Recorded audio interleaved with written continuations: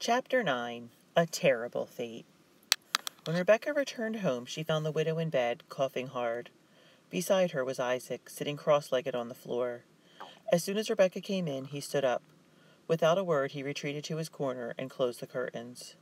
Rebecca hurried to the widow's side. "I'm fine, dear," the widow assured her. "Ethan has been taking good care of me." "Ethan?" Rebecca echoed. The widow frowned slightly. "I meant to say Isaac. He's—" She was overcome by a fit of coughing. When it had passed, she finished her sentence. "He's a good boy. He made me tea." Rebecca reached down and picked up the cup at the widow's side. She was surprised to find it was half full of hot tea sweetened with honey. Why does he do kind things sometimes, she wondered. Is it so we won't suspect he's a thief?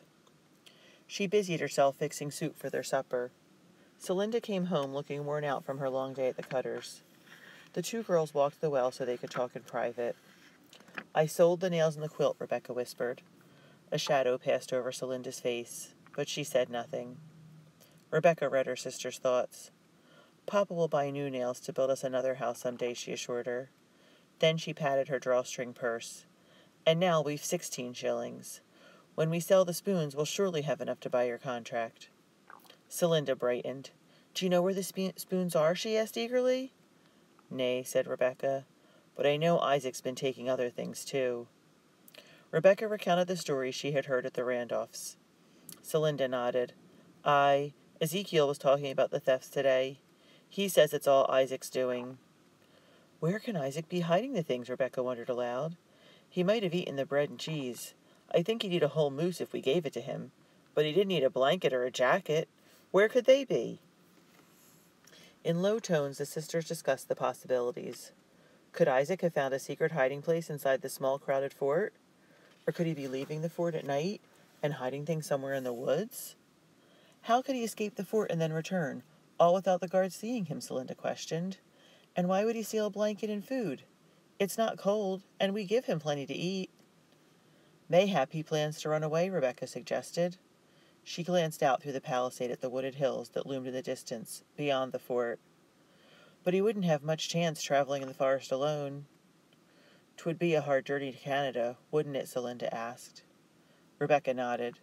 As they walked back to the widow's cabin, both girls thought about their parents and Ben, and what it must have been like for them to travel that long way with the Indians. "I don't know where Isaac's hiding place is," Rebecca said finally, "but I mean to find out. I wish we could search his things again. It seems he's always about the cabin." Soon after the sisters arrived home, Hannah Randolph knocked at the door. She was wearing her best dress, and she looked at the girls' aprons in surprise. "Are you not coming to the party?" Hannah asked. "We shall be leaving soon." "Oh, I'm sorry," Rebecca stammered. In her worries about Isaac and the spoons, she'd forgotten all about the Johnsons' party. "I'm afraid I won't be able to go. I must stay here." The widow looked up. She'd awakened from her nap feeling better, and she was now sitting in her chair with her Bible. "You girls may go if you wish. A party would do you good. Isaac could go with you." "Oh, no, ma'am," Celinda said quickly. "I'm too tired to go all that way." "What about you, Isaac?" the widow asked. She said something to him in Abenaki. Isaac thought for a moment. Then he stood up, as if ready to leave. "That's settled then," the widow said, pleased. "You and Isaac go to the party, Rebecca. Celinda and I stay here." Rebecca stood in the center of the cabin, frozen with indecision. Out in the yard she heard noise and laughter as several families prepared to leave for the Johnsons' farm. "Go," Celinda urged. "We'll be fine here."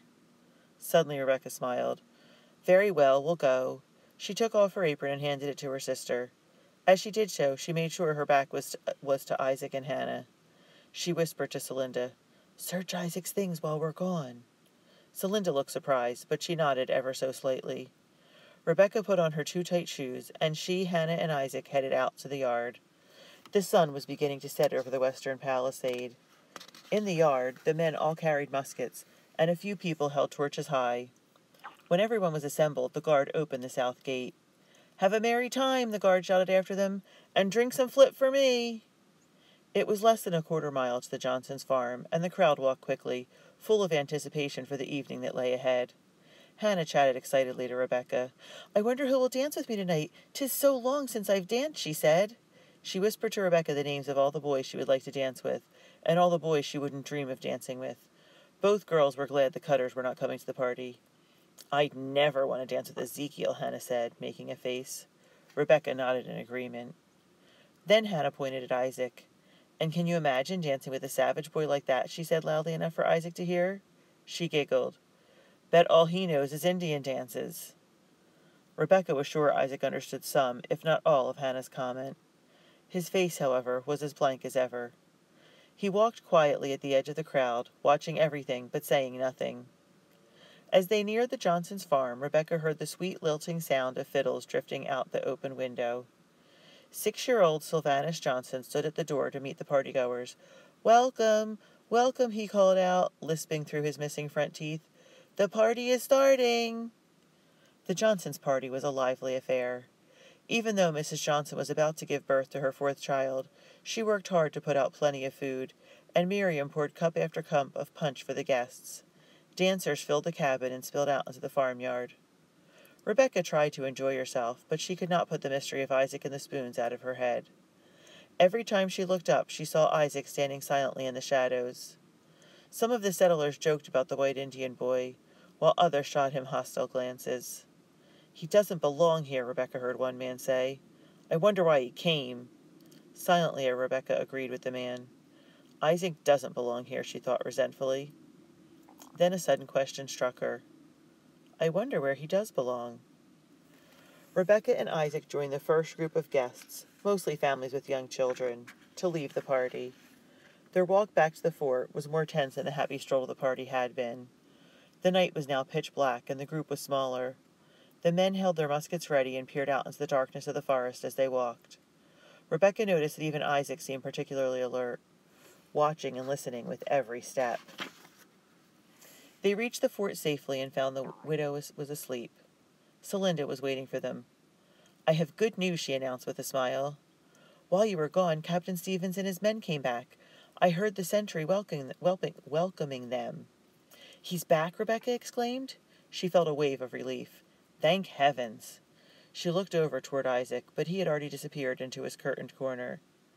"Did you search Isaac's things?" Rebecca whispered to her sister. "Aye. As soon as the widow fell asleep, I went through everything," Celinda replied. "I looked everywhere I could think of, but I found nothing." Rebecca tried to hide her disappointment. She knew how careful her sister could be. If Celinda hadn't found the spoons, they probably were not in the cabin. "First thing in the morning we'll go talk to the cabin," Rebecca whispered. "He'll know what to do." After Celinda climbed the ladder to their loft, Rebecca made sure the windows and the back door were barred, and she pulled in the latch-string of the front door. By the time she got into bed, Celinda was already asleep. For a few moments Rebecca lay in bed and listened to the sounds outside. Another group of partygoers was returning from the Johnsons' farm. They were laughing and talking in the yard. Rebecca found the noise soothing. "Isaac won't slip out tonight," she told herself. "There are too many people around. And tomorrow I'll talk to Captain Stevens." With that comforting thought, she drifted off into a deep, peaceful sleep. Soon after dawn, she was awakened by an explosion of noise. The warning guns, Rebecca realized.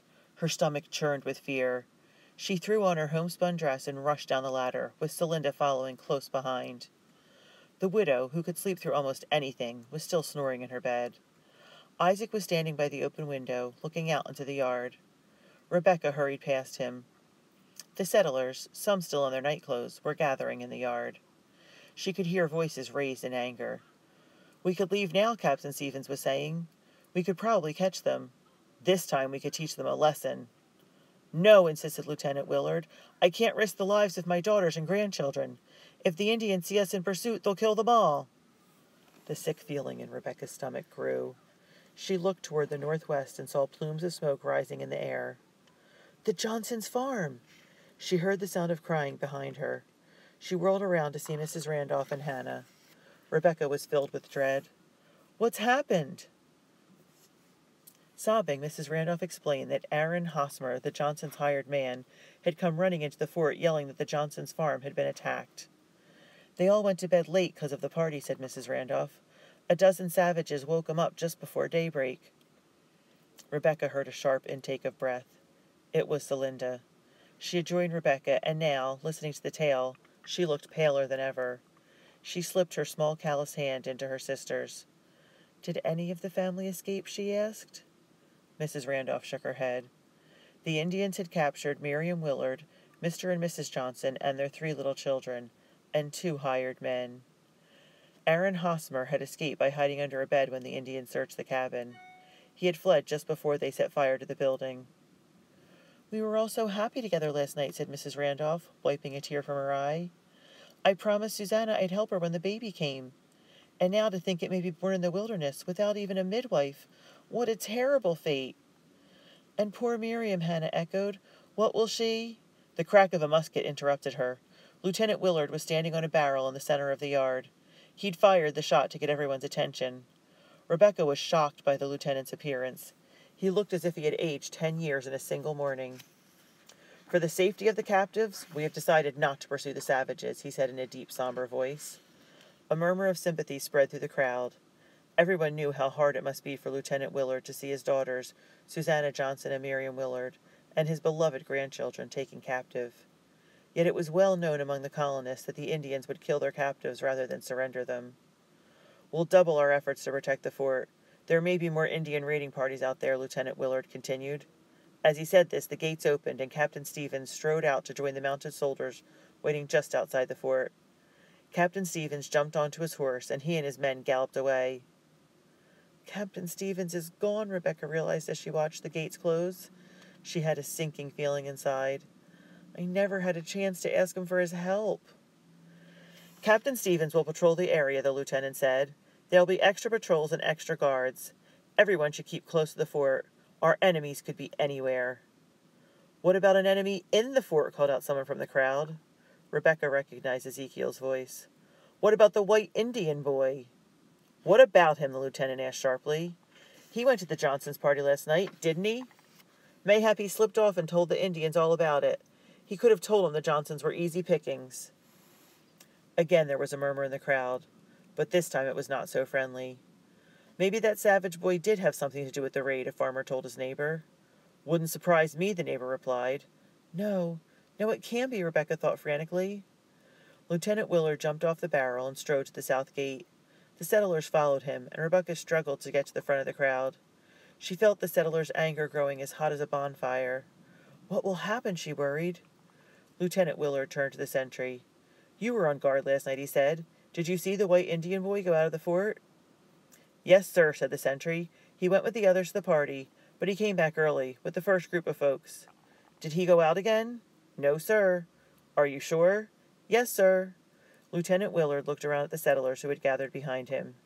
"If any of you have proof that the white Indian boy helped the Indians with last night's attack, I want to know about it. The punishment for treason is hanging, and I'll gladly hang anyone who betrayed my family." The lieutenant paused, as if waiting for someone to speak up. Rebecca was silent, but she felt guilt like a pile of heavy stones on her shoulders. Was it my fault that the Johnsons were attacked, she wondered? What if I had told the soldiers about Isaac's nighttime wanderings? Would it have made a difference? Lieutenant Willard continued. "As far as I can tell, the boy was here all night, and I will not hang an innocent man, or boy." Suddenly the lieutenant looked even more tired than before. He waved his hand at the crowd. "Go home, everyone. Look after your families, and don't leave the fort." Slowly the settlers walked away. Mrs. Cutter demanded that Celinda come to her cabin. The 2 sisters exchanged a glance. Then Rebecca nodded, signaling her sister that they would talk later. Celinda followed Mrs. Cutter, and Rebecca returned home alone to the widow Tyler's. As she entered the house, she saw that the widow was still sleeping. Isaac stood looking out the window. His face was expressionless, and his lack of emotion infuriated Rebecca. "Look at what your Indian friends have done," she said, pointing to the column of smoke rising from the Johnsons' farm. "They've destroyed an innocent family." Isaac glared at her. "Your soldiers have burned all of an Indian village," he said coldly. Then he strode back to his corner, pulling the curtain shut behind him. Suddenly Rebecca felt as unsteady as a newborn calf. She sank to the bench beside the table. Her mind whirled with doubts. Should she have told Lieutenant Willard that Isaac sometimes wandered about the fort at night? Had she been wrong to keep it a secret? Yet as far as she knew, Isaac had not gone out last night. She remembered the Major's angry looks and his threat of hanging a traitor. She had a sudden vision of Isaac dangling from gallows in the center of the fort's yard. And what if he was innocent? He might be a thief, but not a traitor. We must have more proof, Rebecca decided at last. I'll wait and watch Isaac tonight, no matter what happens.